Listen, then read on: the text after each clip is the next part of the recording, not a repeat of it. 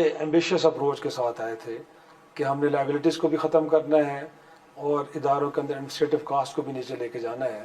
لیکن اس وقت بھی لگ رہا ہے کہ ریسرچ کے لیے پیسے آپ کے پاس یہ نہیں بچتے کہ ایڈمنسٹریٹو کاسٹ اتنی زیادہ ہے کہ باقی کچھ رہتا نہیں ہے. تو سر اگر ویژن کلیئر ہے تو اس میں انیشیٹو لینے میں پرابلم کیوں آ رہی ہے آپ لوگوں کو؟ دیکھیے، پہلے جب آپ بریک پہ جا رہے تھے تو آپ نے ایک بات کی، میں اس کا بھی جواب دوں گا. آپ نے کچھ باتیں کی جس میں آپ نے کنٹینیوٹی کا ذکر کیا. جی بالکل ایسا. میں سمجھتا ہوں ود آنیسٹی میں سمجھتا ہوں کہ کچھ ٹائم منیمم جو ایک ٹائم ہوتا ہے 5 سال بڑا سوچ سمجھ کے رکھا ہوا ہے ٹائم. اگر آپ واقعی چاہتے ہیں کہ کوئی ویزیبل چینج دیکھیں، آپ پروگرس دیکھیں، آپ گروتھ دیکھیں، اکنامک پروگرس دیکھیں، معاشی صورتحال لوگوں کی بہتر ہو، ملک کی بہتر ہو، تو کنٹینیوٹی ایک بہت ضروری ہے. پالیسیز ہیں. میں آپ کا ٹائم تھوڑا سا اس پہ لے لوں گا. ضرور کہ ہم نے 2013 سے 2018 میں بہت کام کیا میاں نواز شریف صاحب کی سربراہی میں. وہ ایک بڑا گولڈن ایرا تھا جس میں انفلیشن جو ہے وہ 2% پہ تھا، فوڈ انفلیشن، اور 4% وہ دوسرا انفلیشن تھا. ہماری جی ڈی پی 6.7 6.6 پہ پہنچی ہوتی تھی.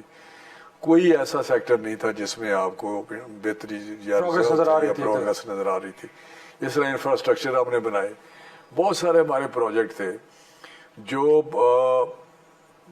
اس کو ہم فاؤنڈیشن میں نہیں لائے لیکن آلموسٹ شروع ہو چکے تھے.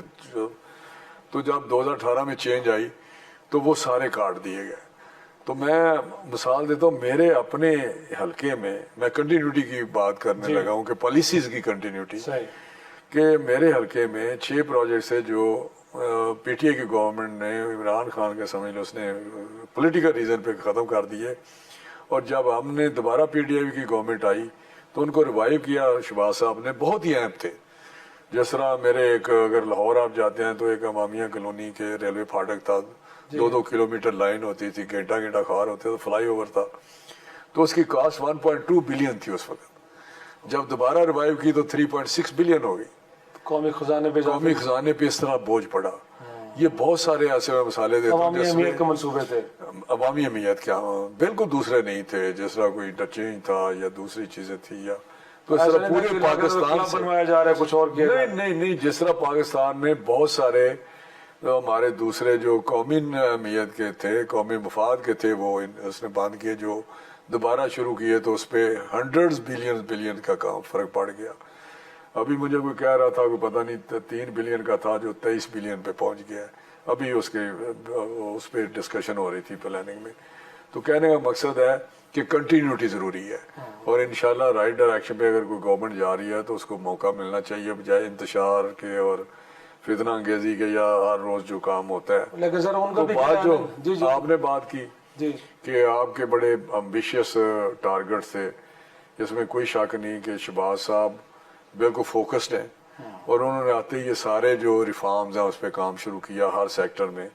اور یہ ڈاؤن سائزنگ والا یا چھوٹی گورنمنٹ کا جو کنسیپٹ ہے اس پہ بھی انہوں نے کام کیا اور رائٹ سائزنگ کمیٹی بنی جس نے ہر منسٹری کو تھارولی دیکھا اور اس میں دیکھا کہ کون کون سے ڈپارٹمنٹس ہیں جن کی ضرورت نہیں ہے، جن کی یوٹیلیٹی نہیں ہے اور ان کا رہنا اس گورنمنٹ کے خزانے پہ بوجھ ہے.